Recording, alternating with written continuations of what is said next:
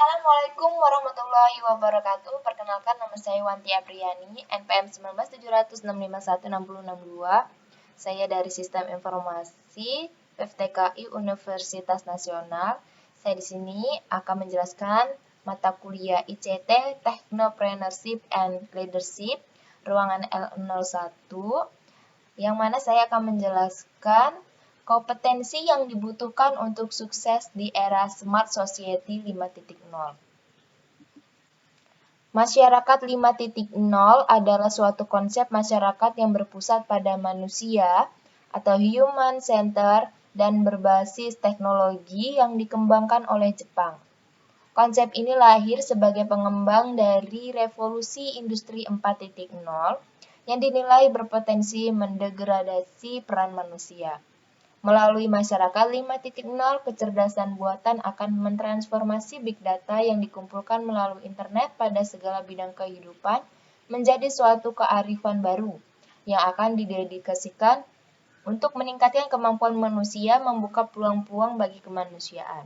Di dalam era Society 5.0 terdapat beberapa aspek yang memiliki potensi terhadap bagian-bagian pendukung. Yang pertama yaitu ada aspek kognitif.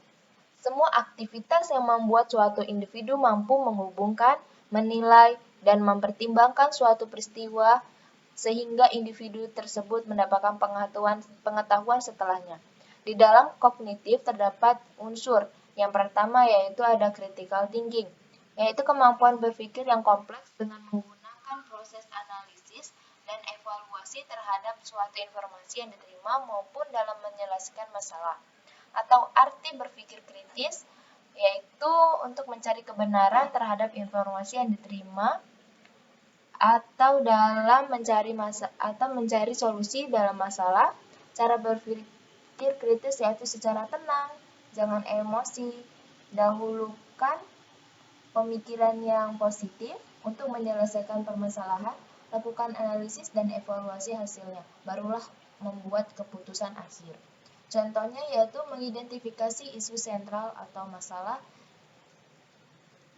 Selanjutnya yaitu ada planning and ways of working, yaitu artinya perencanaan dan organisasi, membuat strategi yang digunakan untuk mencapai tujuan dari organisasi, serta mengembangkan rencana aktivitas kerja organisasi.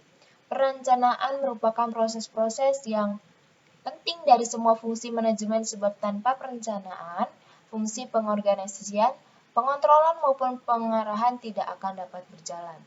Setelah perencanaan adalah cara bagaimana organisasi itu bergerak ke depannya, tindakan yang akan dilakukan. Contohnya itu perusahaan A menggunakan metode agil dalam membuat sistem pengontrolan data. Selanjutnya ada communication, proses di mana pembicara memberikan informasi secara sistematis dan memindahkan pengertian kepada orang-orang di dalam organisasi dan juga kepada orang-orang dan lembaga yang di luar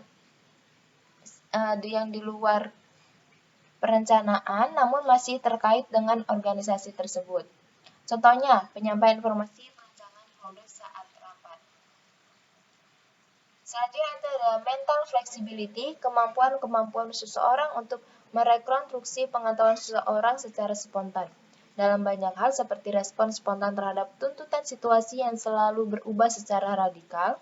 Contohnya itu ketika anak mempelajari suatu teknik baru, misalnya berenang, ia sudah mampu berenang dengan gaya A, namun ia diajarkan berenang dengan gaya B. Anak dengan pemikiran fleksibel akan membantu mereka bahwa cara atau metode baru bisa saja berhasil jika ia mau untuk mencobanya. Selanjutnya itu ada aspek interpersonal, yaitu kemampuan beserta kecakapan yang mendukung hubungan antara individu dengan individu lainnya. Unsur-unsur yang dimiliki aspek interpersonal yaitu yang pertama adalah mobilizing system, yaitu pengarahan penyusunan pada poin sistem yang digunakan. Contohnya yaitu penyusunan role model data administrasi menggunakan metode waterfall. Selanjutnya itu developing relationship, yaitu skill dalam hubungan pengembang dalam merancang dan menjalankan sistem untuk mencapai tujuan dalam organisasi. Contohnya itu direktur A bekerja sama dengan direktur B. untuk tujuan tertentu. Yang C yaitu ada teamwork effectiveness, yaitu tim atau kelompok kerja dalam organisasi. Selalu menarik untuk dicari, utamanya soal efektivitasnya. Kerja tim yang efektif adalah dambaan bagi setiap organisasi. Sebab kerja tim sangat berpengaruh terhadap kinerja organisasi secara keseluruhan. Contohnya, divisi marketing bekerja sama dalam meningkatkan pemasaran produk kepada masyarakat. Selanjutnya itu ada aspek self-leadership. Sebuah tindakan yang dilakukan oleh seseorang secara sengaja untuk mempengaruhi perasaan, pemikiran, dan tindakan diri sendiri hingga mencapai tujuan akhir yang diharapkan. Unsur yang dimiliki aspek self-leadership yang pertama adalah self-awareness and self-management. Keadaan atau proses fokus pada diri sendiri dan mengelola manajemen secara mandiri. Contohnya adalah pengelolaan keuangan untuk berputar mengelola bisnis di suatu perusahaan. Yang B adalah entrepreneurship, proses kegiatan kreativitas dan inovasi menciptakan perubahan dengan memanfaatkan peluang dan sumber-sumber yang ada untuk menghasilkan nilai tambah bagi diri sendiri dan orang lain, serta memenangkan persaingan. Contohnya yaitu wirausaha dengan modal kecil dan untung besar dapat kamu coba adalah marketing, rumah makan atau dropship, desain grafis, dan percetakan. Selanjutnya ada goals achievement, yaitu menciptakan kerangka mental yang digunakan seseorang untuk menghadapi situasi berprestasi. Interpretasi dan pola respon khusus yang menonjol keluar saat individu dihadapkan pada situasi yang menantang. Individu dengan performance goal orientation melihat tantangan ini sebagai ancaman karena beberapa resiko dari kegagalan yang tidak akan mampu mereka hadapi. Pada situasi yang menantang, mereka akan cenderung menunjukkan respon yang maladaptif. Pada situasi ini, mereka akan cenderung menarik diri dari tugas. Contohnya itu penjual tahu goreng memakai aplikasi online dalam pengembangan bisnisnya di masa pandemi COVID-19. Yang keempat yaitu ada aspek digital.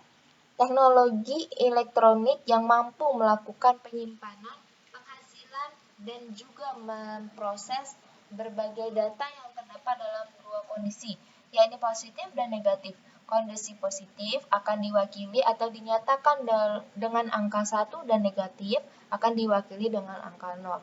Unsur yang terkandung dalam digital yaitu yang pertama adalah digital fluency and citizenship, yaitu kemampuan menggunakan, menemukan, dan memperbaiki sistem dalam teknologi, terutama digital dalam proses bisnis digunakan untuk memberikan informasi produk dan melalui aplikasi digital digunakan untuk order produk.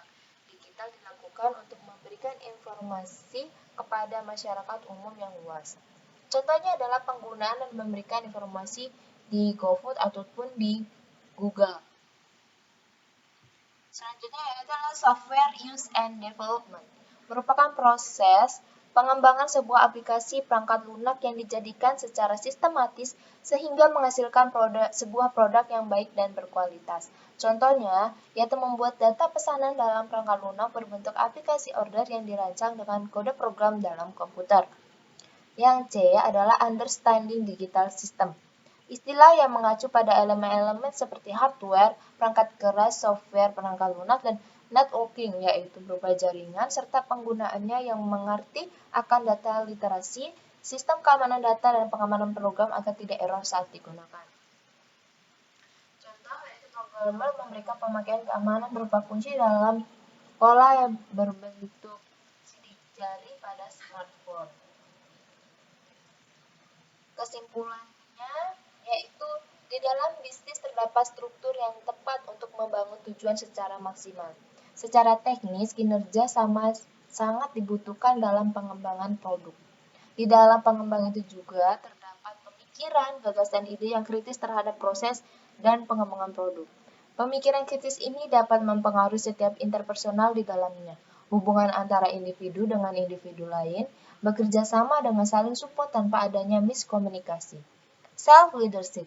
Seorang yang tegas dalam memimpin, bersikap tegas terhadap suatu kondisi, dan memiliki solusi terhadap masa yang akan datang. Teknologi dibutuhkan untuk memperluas dan memudahkan dalam menjalankan produk di masa saat ini, yaitu di masa COVID-19, yang mana kemungkinan teknologi lebih berperan dalam sebuah menjalankan produk di masyarakat luas. Baik, itu adalah tadi penjelasan saya. Kurang dan lebihnya saya mohon maaf. Wassalamualaikum warahmatullahi wabarakatuh.